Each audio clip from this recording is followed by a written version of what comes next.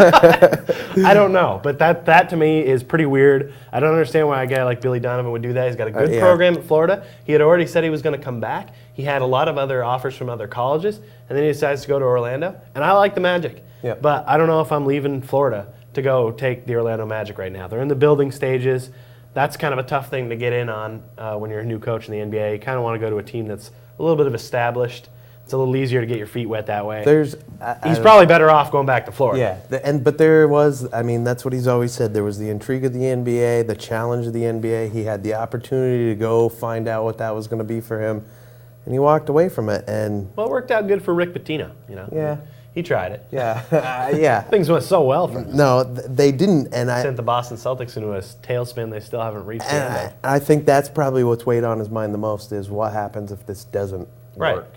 And Billy Donovan has a chance in Florida to go ahead, raise his family there, be from there. He's won back-to-back titles. He could be the next Dean Smith of college basketball. I know that's a big shoes to fill, and maybe I'm overstepping the boundaries, but this guy's already got 2. He could be something in college basketball if he stays there. He could build a program. He can. Dean Smith he could be big. Billy Donovan. Billy Donovan has won 2 championships in 11 years. Dean Smith won only 4 or 5. I'm not sure of the number, 4 or 5. He already's got about half of that. And he's young. He's a young guy. But how many overall games did Dean Smith win? A lot of games. I'm not talking about games. I'm talking about championships, and I'm talking about a legacy. If Billy Donovan goes to the NBA and tanks like Rick Pitino, then his legacy is tarnished. Rick Pitino's image has been tarnished for a long time because of what he did in the NBA. I think Billy Donovan this weekend put a huge smudge on his name when he took that job and then backed away from it, because now he has to be Dean Smith. I don't think any team is going to come after him 5-6 years down the road. They're going to be like, remember what he did? You're wrong on that one. And then he stepped away. People always want coaches that are good. Coaches that are winning, people will always take a chance on them. There will be more jobs for this guy down the road, but not in the NBA because of what's going on. And you know what? Agreed. He needs to stay in Florida and build a Dean Smith-like program, or Coach K, or somebody who's been around and keep Florida up at the top for a long time, and people will probably forget about this past weekend, which is a smudge, but big deal. A smudge, not that big a deal. If you could find a jersey with a small smudge and get a discount price, you'd buy it. So sometimes a smudge ain't that bad. I'm sticking to that. I'm not going to forget, though, that you said that Billy Donovan was like Dean Smith, or could be like Dean Smith. I said he could be like Dean Smith. You and I could be like Dean Smith if we started college basketball coaching tomorrow. It's just a statement. It's a possibility. But I'm saying he's already got a good track on being a legendary college coaching figure. One thing he's not Nick Saban. Why mess with that? He's not Nick Saban. Right. Well, there's another guy that went, from college football to the pros, stunk, now is going back, tarnished his image, has to do big things at Alabama to get any of that back. Any credibility. But still, he's still hurt his credibility because now you look at him and you're like, oh, he's only a college coach. Yeah. You think anybody's saying that about Coach Krzyzewski? No. But he's never going to try going to the NBA. He's never strayed. Nobody's ever going to say, oh, well, he's a good coach, but he's a college coach, purely. No. They're just going to say he's a good basketball coach. Yeah. So, I mean, it may not matter to some people. They still want to try it. If I was in their shoes, I'd probably want to try it too. Can't lie to you. Yeah. But that's the story. Speaking of college basketball coaches. No. I think there was another story, and I don't know if you caught it over the weekend. I did catch it. And I feel we will have differences of opinion here, but the University of Vermont signed, I believe, a 4-year extension to keep Sharon Dolly on for another 4 years. I believe it's one of the better moves the Catamounts have made.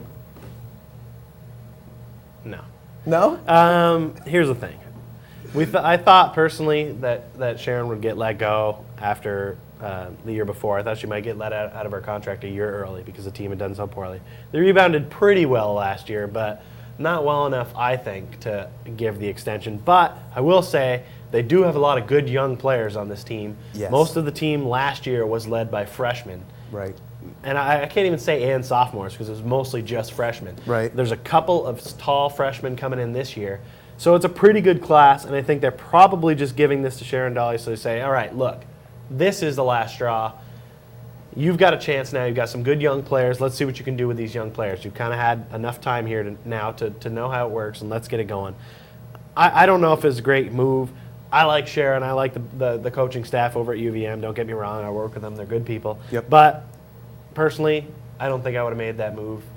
I don't care for her coaching style. I feel she coaches the players too hard. And I feel like they start out the year hot. They always start out the year doing real well, and then they kind of tank off towards the end. And that's when they should really be picking it up, because that's when they're playing the America East teams, and those should all be winnable games. Maine and Hartford are usually the top 2 teams. Those are the only games you should go in thinking maybe we could lose. You got to win most of your America East title game, or tournament games. You got to win them. You can't lose to the 8 seed UMBC, and I know everybody did. I was gonna say. I know everybody did. Teams that and they lost went. to that 8 seed. But it doesn't make it right. Somebody should have stopped it.